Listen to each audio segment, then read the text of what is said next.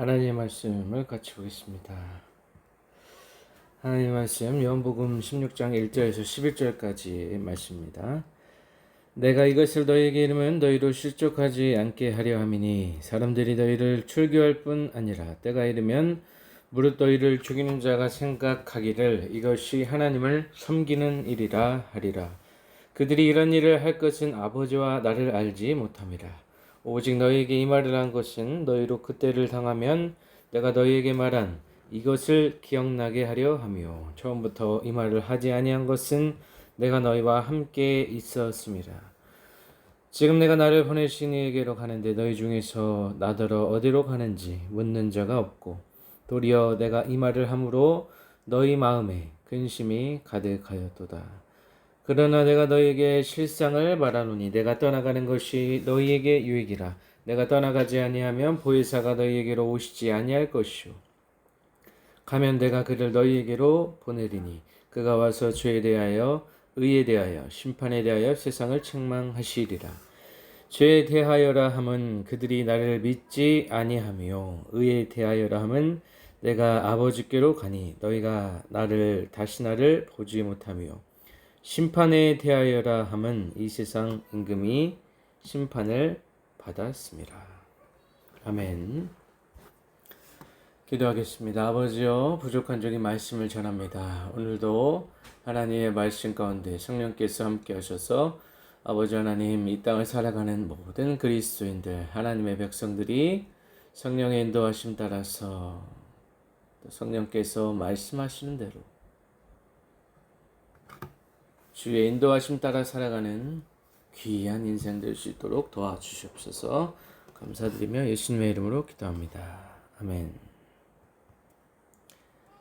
오늘 요한복음 16장 말씀으로 하나님의 은혜를 나누고자 합니다. 오늘 말씀을 보면 이제 예수님께서 십자가의 길로 나아가시기 전에, 그 십자가의 고난의 길로 나아가시기 전에 자신이 이 세상을 떠났을 때에 어떠한 일이 벌어질 것인가에 대해서 말씀해주고 계십니다. 그래서 자신의 떠남이 제자들에게는 더 큰 유익이 된다고 말씀하십니다.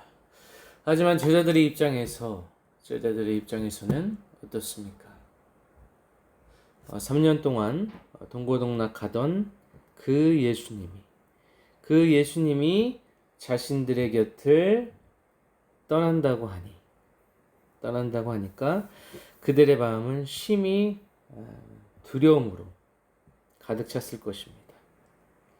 하지만 예수님께서 자신의 떠남이 왜 제자들에게 더 큰 유익으로 다가올 수 있는지에 대해서 말씀하고 계시는 것입니다. 1절 말씀 보면 내가 이것을 너희에게 이름은 너희로 실족하지 않게 하려 함이다. 이렇게 말씀하고 있습니다.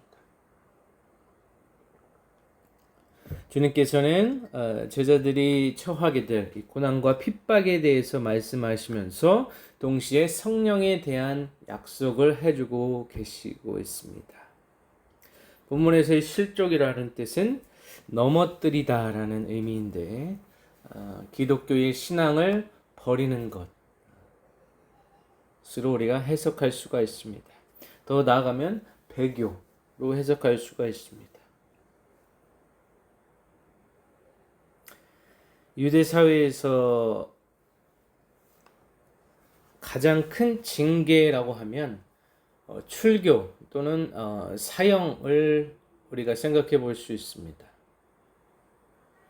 그래서 이 제자들이나 또 예수 그리스도의 길을 따라가는 자들에게 앞으로 일어날 수 있는 출교 또는 출애라는 이 가장 큰 징계, 유대 사회에서 가장 큰 징계를 염두에 두고 주님께서 말씀하시지 않았나 생각이 들고, 또 그러한 박해를 만났을 때 말씀을 기억하도록 당부하시는 말씀이 되겠습니다. 2절 보면 사람들이 너희를 출교할 뿐 아니라 때가 이르면 무릇 너희를 죽이는 자가 생각하기를 이것이 하나님을 섬기는 일이라 하리라 라고 했습니다. 유대인들에게 있어서 출교라는 것은 유대 공동체에서 쫓겨나는 것 이상의 그러한 의미를 가지고 있습니다. 그래서 궁극적으로 이 출교라는 것은 하나님의 백성에서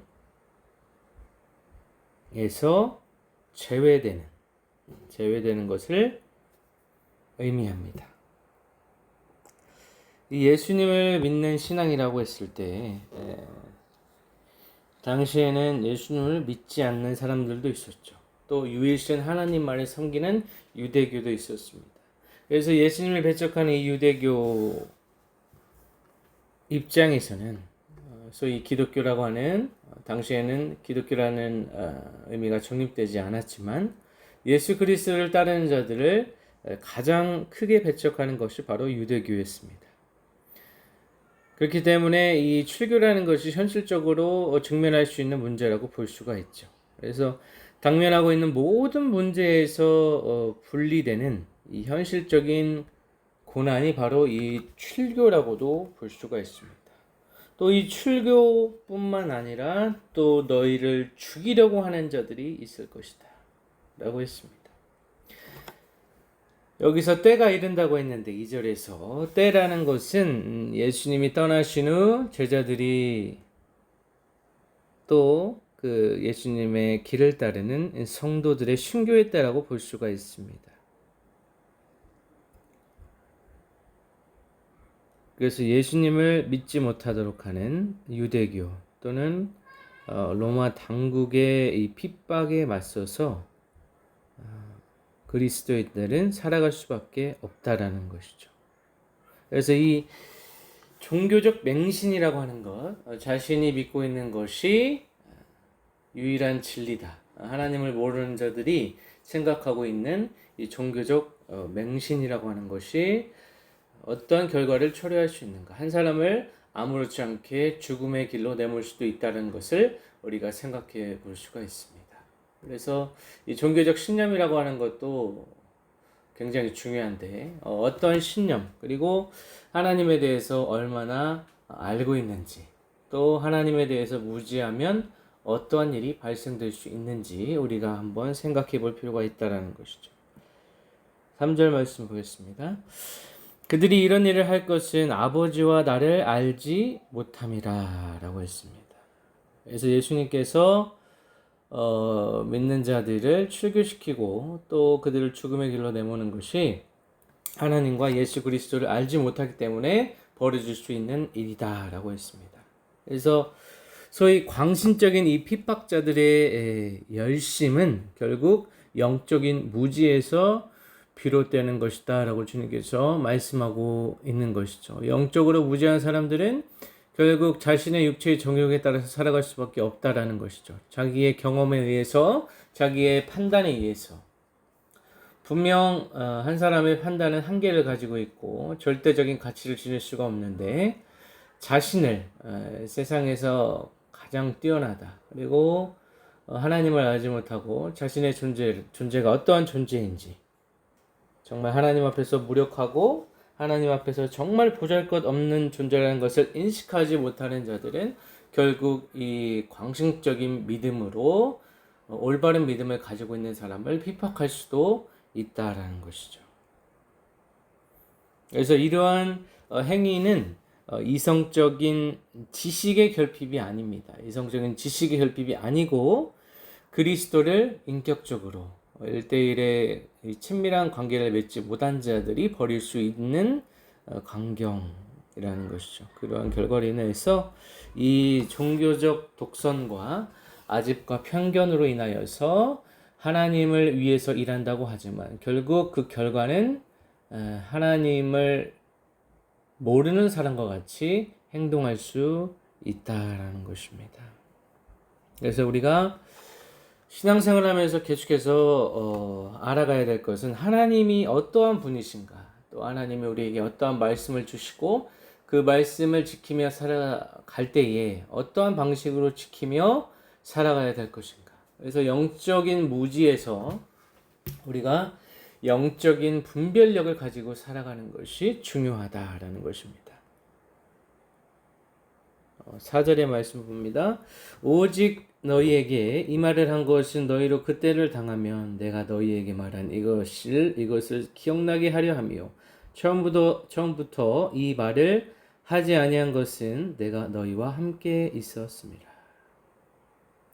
예수님은 오순절 성령 강림 이후에 제자들의 사역에 대해서 이제 말씀하고 계십니다. 그 이유까지 바라보시면서 주님은 말씀하고 있다라는 것이죠. 이제 자신과 함께 있을 때는 예수님께서 큰 영적인 버팀목이 되시고 주님께서 말씀해 주시고 그것을 그대로 따라서 행하기만 하면 되지만 이제는 예수님이 승천하신 이후에는 성령께서 오시지만 그때에 그 비파계 때에 제자들이 사역할 때에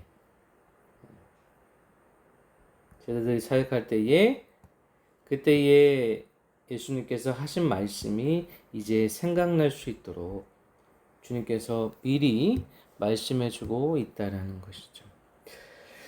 5절 말씀 지금 내가 나를 보내신 이에게로 가는데 너희 중에서 나더러 어디로 가는지 묻는 자가 없고 라고 했습니다. 그러니까 제자들의 반응이 지금 나오지 않고 있죠.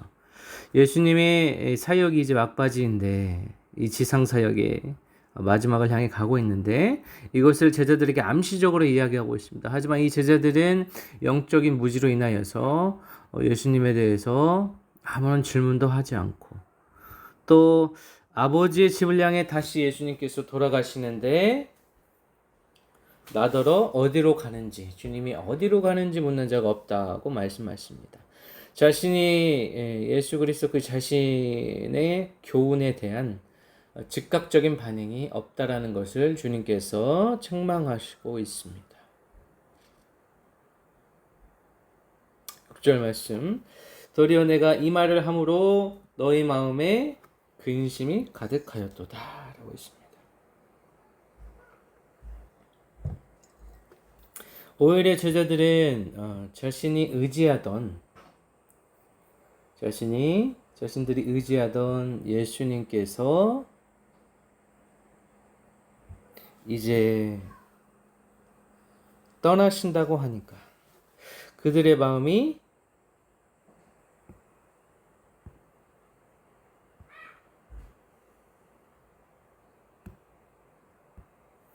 굉장히 두려움으로 휩싸였을 것입니다.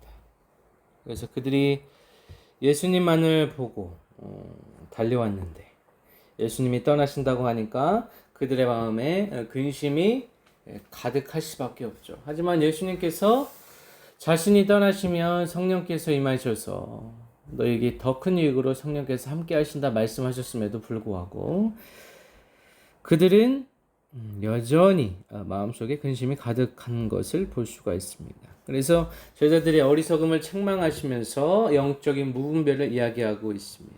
분별력이 없는 상태를 드러내고 있죠. 오히려 예수님은 성령께서 임하시는 그 기쁨을 같이 공유하고 싶었지만 제자들은 거기까지 생각할 수 없습니다.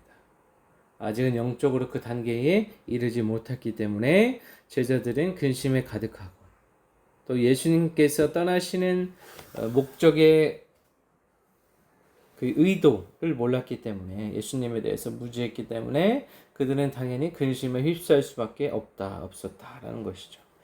7절 말씀 그러나 내가 너희에게 실상을 말하노니 내가 떠나가는 것이 너희에게 유익이라 내가 떠나가지 아니하면 보혜사가 너희에게로 오시지 아니할 것이요 가면 내가 그를 너희에게로 보내리니. 그래서 보혜사 성령에 대해서 이야기하고 있습니다. 우리 위로자 되시고 또한 상담자 또 도움 되시고 세미한 음성 가운데 우리를 우리 인생 끝나는 그날까지 우리와 함께 계셔서 우리의 인생을 책임지고 인도해 주시는 보혜사 성령께서 이제 임하실 것인데 너희들은 어찌하여 이렇게 근심하고 있냐 주님께서 말씀하고 있습니다. 제자들이 근심에 쌓인 이 가운데에서 제자들에게 진리를 펼쳐 보이시면서 예수님이 떠나시는 것이 결국 제자들의 유익이다라는 것을 말씀하고 있습니다. 8절 말씀 그가 와서 죄에 대하여 의에 대하여 심판에 대하여 세상을 책망하시리라 라고 하면서 죄와 의와 심판에 대해서 주님께서 말씀하고 있습니다.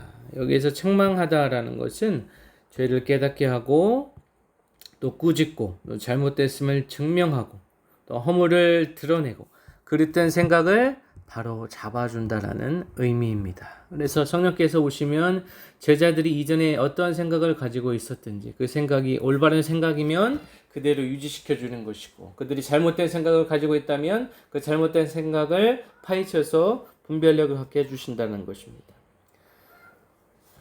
성령께서 예수 그리스도의 말씀을 생각나게 하시고 또 세상에 대해서는 세상의 잘못을 적나라하게 드러내실 것입니다. 세상의 죄를 폭로하심으로써 그리스도의 무죄, 그리스도의 죄 없음을 선포하고 계시는 것입니다. 그래서 죄악으로 가득한 이 세상에서 주님께서는 죄 없음으로 임하셔서 우리에게도 죄 없음을 선포하신다는 것이죠. 세상의 거짓된 의를 드러냄으로써 그리스도 안에 있는 유일한 의를 선포하시게 되는 것입니다. 세상이 그리스도를 거부했기 때문에 이미 심판에 처해 있음을 주님께서 말씀하고 있습니다. 9절부터는 더욱 상세하게 얘기하고 계시는데 죄에 대하여라 함은 그들이 나를 믿지 아니하는 것이다. 우리가 죄에 대해 여러 가지 관점을 가지고 있습니다. 원래 이 죄라는 뜻은 화살이 관역에서 빗나간 것을 의미합니다. 오늘 본문에서는 예수님에 대한 불신앙으로 이 죄에 대해서 국한해서 이야기하고 있는데 우리가 가장 큰 죄라고 하면 예수님을 믿지 않는 이 불신입니다. 불신. 다른 것이 아니고 예수님을 믿지 않는 이 불신의 죄가 가장 큰 죄라는 것이죠. 유대인들이 예수님을 받아들이지 않고 배척합니다. 예수님을 보지 못한 세상의 죄가 드러나고 있는 것이죠.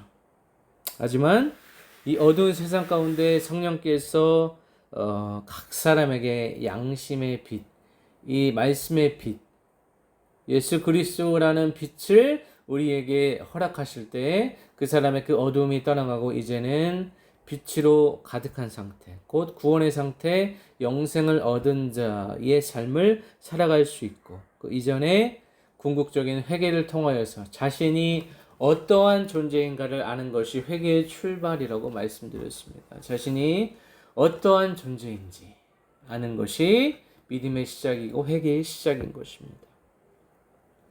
죄를 책망하는 것이 결국에 성령의 궁극적인 목적이라고 볼 수 있습니다. 예수님을 믿지 않는 것, 이것이 바로 궁극적인 죄라고 할 수가 있습니다. 10절 말씀 의에 대하여라 함은 내가 아버지께로 가니 너희가 다시 나를 보지 못하며 라고 했습니다. 이 세상에 가득한 죄, 그와는 대조적으로 예수님의 무죄, 또 공의의 하나님이 부각되고 있는 것이죠. 세상의 잘못된 의를 따라가는 사람들이 많습니다. 세상에 큰 파도와 같은 가치관과 세계관에 휩쓸려서 그것이 진리인 줄 알고 살아가는 자들이 많습니다.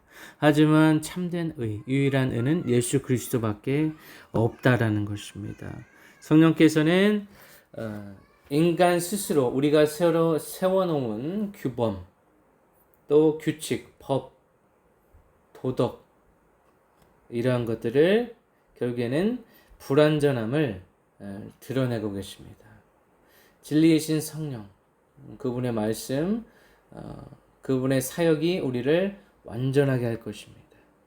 이 세상의 것들은 결국 불완전하게 마련입니다.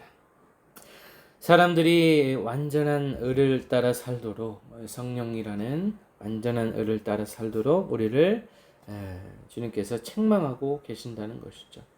11절 말씀 심판에 대하여라 함은 이 세상 임금이 심판을 받았습니다 라고 했습니다. 그래서 주님께서 죄에 대하여서 의에 대하여서 심판에 대하여서 말씀하시죠. 그래서 이 세상이라는 것은 결국에 세상 권세를 잡고 있는 사단을 의미합니다. 사단이 이미 심판을 받았다라고 완료형으로 마치고 있습니다. 이미 예수님께서 승리하셨다라는 것이죠. 십자가와 부활 사역을 통하여서 또 승천하셔서 또 성령 하나님을 우리에게 허락하셔서 이 세상을 살아갈 수 있는 힘을 이미 우리에게 주시고 세상의 권세 잡은 이 사단의 세력을 주님께서 완전히 발 아래 묶어두시고 우리가 이 세상을 승리의 삶으로 살아갈 수 있도록 주님께서 우리의 길을 마련해 놓으셨다는 것입니다. 그래서 우리가 중요한 것은 결국에 성령께서 어떠한 일을 우리 삶 속에 행하시는지 우리가 영적으로 깨어서 이 성령의 일을 생각한다라는 것입니다. 생각해야 된다라는 것이죠. 그래서 성령님과 내가 어떠한 관계에 있는지 예수님의 약속이 바로 성령입니다. 성령 하나님께서 우리에게 임하셔서 죄에 대하여서 죄가 무엇인지 예수님을 믿지 않는 것이 죄라고 말씀드렸죠. 의가 무엇인지 참된 의 바로 예수 그리스도밖에 우리에게 의가 되시는 분, 유일한 기준, 유일한 진리 되시는 예수님밖에 우리의 의가 없다라는 것이고 다른 어떤 의도 불완전하기 때문에 완전하신 주님의 의가 우리를 죄와 사망에서 그 사망의 사슬을 끊을 수 있는 유일한 수단, 유일한 구원의 방편이라는 것이 바로 예수 그리스도의 의의 사역이라는 것입니다. 그리고 또 심판에 대해서 말씀하셨죠. 또 성령께서 이 세상을 심판하시고 사단을 그 발 아래 완전히 묶어두셔서 우리가 이 세상을 살아갈 때 성령의 능력을 힘입어서 승리의 길을 걸어갈 수 있다는 것입니다. 반면에 성령을 의지하지 않고 나를 의지하고 나의 환경과 나의 힘과 능력을 의지하며 살아가는 자들은 세상에 굴복당할 수밖에 없고 세상의 거대한 이 가치관에 휩쓸려서 이 성령의 가치, 이 진리이신 예수 그리스도를 배도할 수밖에 없는 길로 걸어갈 수밖에 없다는 것입니다. 마치 유대인들에게 있어서 가장 큰 징벌이었던 출교와 같이 우리가 성령과 함께 살아가지 않는다면 우리 인생에 성령께서 동행하지 않으신다면 마치 이것은 우리 인생의 사형과도 같은 유대인에게 있어서 출교와도 같은 그런 유사한 상황이 우리 앞에 펼쳐질 수 있다는 것입니다. 그래서 중요한 것은 내가 이 시간 주님과 함께 성령과 함께 성령의 음성을 들으며 성령께서 주시는 분별력을 가지고 이 땅에서 살아가고 있는지 이것이 중요하다는 것입니다. 예수님을 신뢰하지 않고 그분을 막연히 내가 어려움을 당했을 때 고난과 핍박을 당했을 때만 찾는 한 도구로서 생각한다면 성령은 우리에게 임하시지 않습니다. 왜냐하면 성령은 지극히 인격적이신 분이기 때문입니다.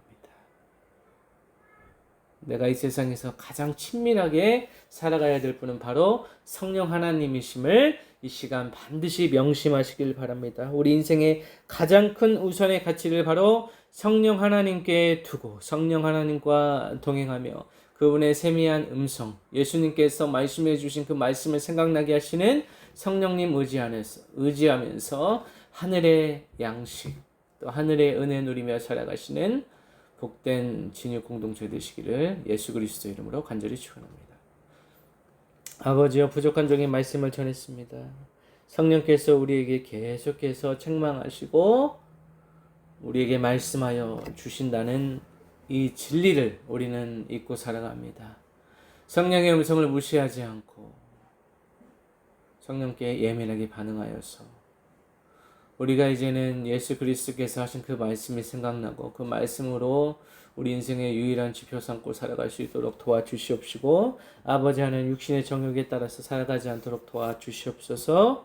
순간의 쾌락에 의해서 우리가 휘둘리지 아니하고 주님을 배반하지 아니하고 주님을 멀리하지 아니하고 아버지 하나님 성령 하나님과 온전히 동행하면서 그분의 세미한 음성 따라서 아버지 하나님 그분의 말씀에 민감하게 반응하면서 아버지의 귀한 백성 거룩한 백성 이 더럽고 음란하고 더러운 세상 가운데 이 악한 세상 가운데 세상의 빛으로 소금으로 그 역할을 감당하며 살아가는 인생들 될 수 있도록 또 진유 공동체 모든 구성원들 될 수 있도록 도와주시옵소서.